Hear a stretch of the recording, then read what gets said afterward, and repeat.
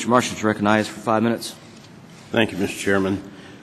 I can tell you from my constituents back home, what they favor is not giving loans like have just been given to Solyndra and seeing $500 million wasted, which has hurt the entire energy credit reputation. And what they're telling me when I go back home and have town hall meetings and meet with my small business people is do away with all of these credits, lower our tax rate, and let the best product win, the best service win, and get out of the whole business of subsidy.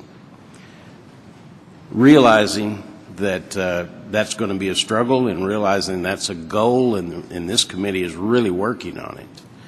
I've been very interested today in a couple of the concepts that have been discussed.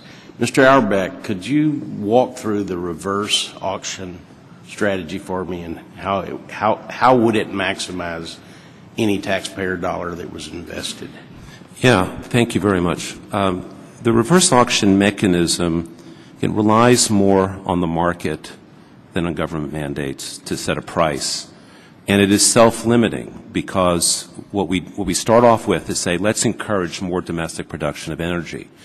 And when we talk about wind, solar, biomass, and also oil and gas, all of those are, what we're talking about in reverse auctions are made in America energy.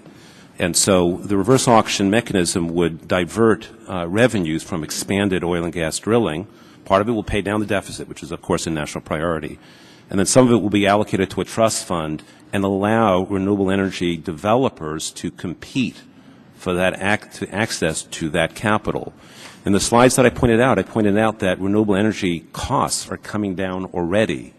And I believe if you opened it up to competitive auctions, that fewer and fewer dollars would need to be allocated for every megawatt hour of renewable electricity produced, and you let the market do it. In the proposal that we're advocating, every year the ceiling price from the reverse auction would go down 5% automatically. And so we're phasing out, again with a market-based mechanism, the support for renewable energy technologies, and we're letting that go.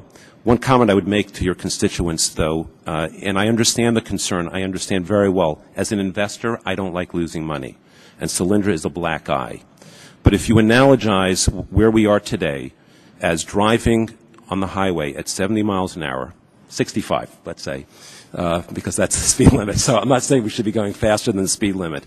A light hand on the steering wheel is understandable, and that's the way I believe government should operate. Taking your hands off the steering wheel at 65 miles an hour is perilous. And so just abandoning all responsible oversight and government activity to support the growth of the industry would be taking your hand off the steering wheel at a time it's hurtling down the highway at 65 miles an hour.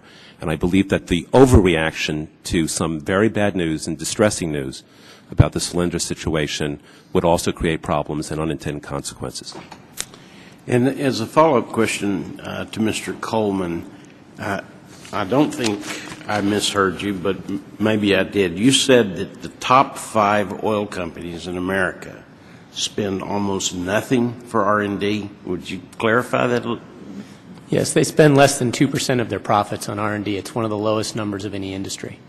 And while I think that's an eye-opening number, at the same time I agree with the chairman's statement, which is we've had a tremendous number of innovations over the last 50 to 100 years, particularly in oil and gas, and that's a large reason why we continue to have increased access to supply here in the U.S.